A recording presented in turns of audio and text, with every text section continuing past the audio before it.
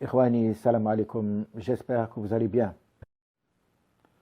Dans cette vidéo, Inch'Allah, nous allons parler du moteur à courant continu. Alors, les utilisations de ces moteurs sont très vastes. On peut les trouver dans tout ce qui est automatisme, en général robotique.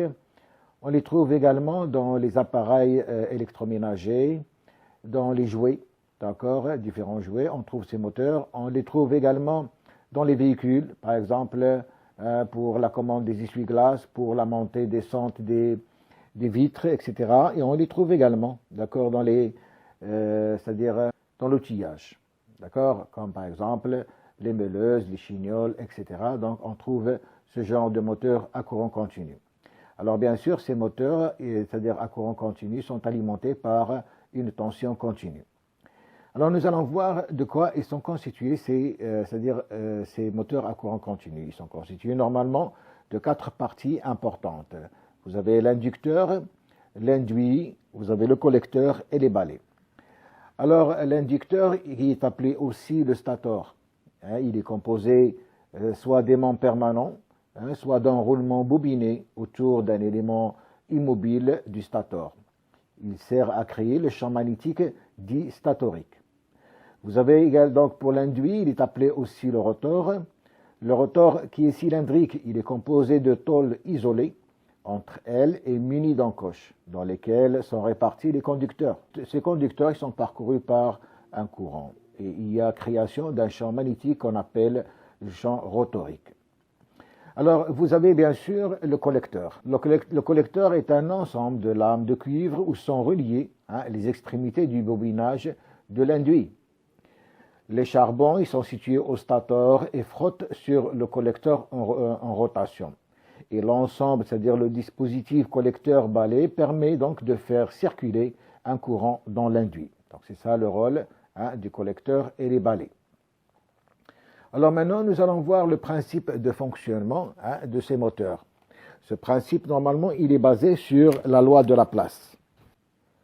C'est-à-dire que si on prend un aimant c'est-à-dire avec lequel on crée un champ magnétique et que l'on place, c'est-à-dire à l'intérieur de ce champ magnétique, un fil, d'accord, traversé par un courant électrique, ce champ magnétique va créer une force qu'on va appeler la force de la place.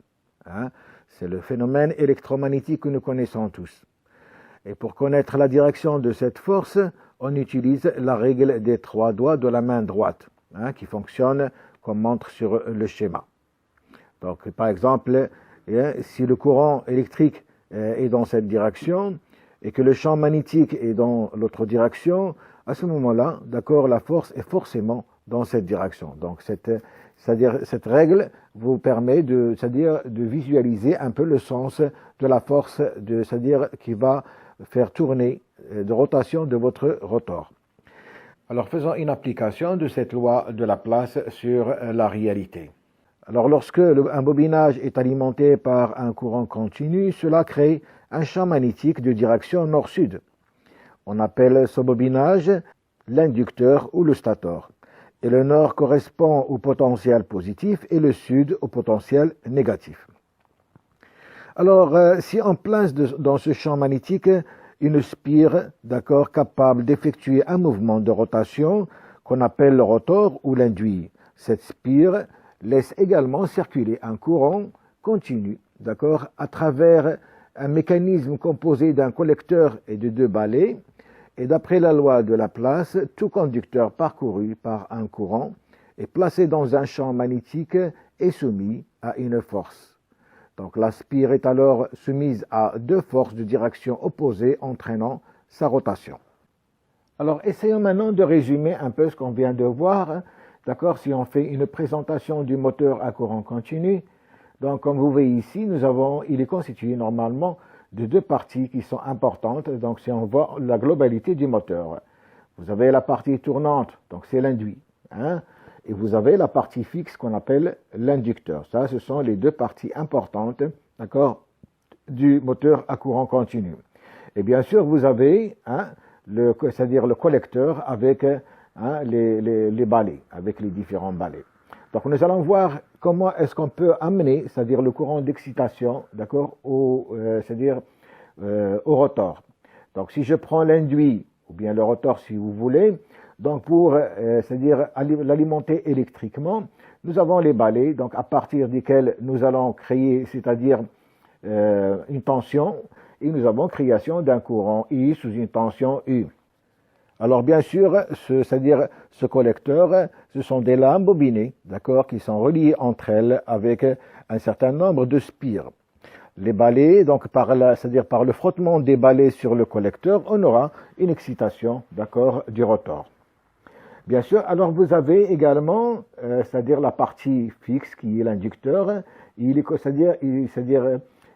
formé de deux, c'est-à-dire nous avons deux types d'inducteurs si vous voulez. Vous avez un inducteur qui est bobiné, hein, c'est-à-dire c'est une bobine, et vous avez un inducteur sous forme d'aimant permanent.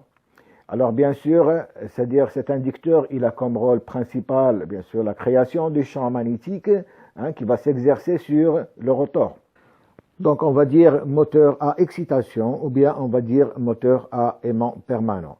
Donc ces deux types d'appellations qui existent, hein, qui dépendent un peu de la composition, c'est-à-dire de la conception hein, du stator.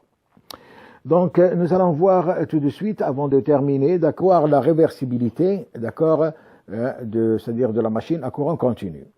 La machine à courant continu peut travailler aussi bien en tant que moteur que génératrice.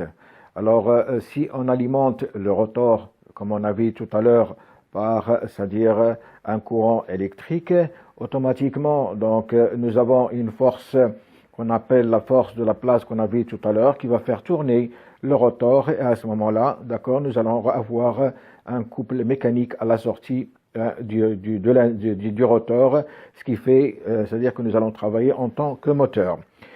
Alors, si on veut faire travailler cette machine en tant que génératrice, à ce moment-là, il faut appliquer, c'est-à-dire un couple à l'entrée du rotor par un moyen quelconque, d'accord, comme on trouve un peu partout, c'est-à-dire les turbines, ils sont alimentés par de l'eau et qui font tourner un rotor, d'accord. Donc on fait tourner ce rotor automatiquement en le faisant tourner. Donc on va créer une force, d'accord. Et cette force, bien sûr, qui est à l'intérieur du champ magnétique, va nous donner un courant électrique. Et ce courant électrique, c'est ce qui va exciter. C'est-à-dire, si vous voulez, nous allons travailler en tant que génératrice. Donc, si nous voulons inverser le sens de rotation, il faut inverser le sens du courant, soit dans l'induit, d'accord, soit dans l'inducteur. Hein. Mais à ce moment-là, l'inducteur, il faut qu'il soit une bobine. Hein. Donc, si nous avons, c'est-à-dire un inducteur qui est un aimant permanent, à ce moment-là, l'inversion ne pourra se faire qu'au niveau hein, de l'induit. Donc voilà, c'était un bref aperçu sur l'utilisation et c'est-à-dire le mode de fonctionnement des moteurs à courant continu. Donc on verra, Inch'Allah, lors de la prochaine vidéo, d'accord, les différents types d'un moteur à courant continu. Nous allons parler de l'alimentation de l'inducteur, d'accord, et on va distinguer, c'est-à-dire on va parler de l'excitation indépendante, de l'excitation en série. On va parler également de l'excitation en dérivation, c'est-à-dire le shunt, de l'excitation composée, le compound. Donc d'ici là, hein, je vous remercie. On se reverra, Inch'Allah, pour la prochaine vidéo. Merci, au revoir.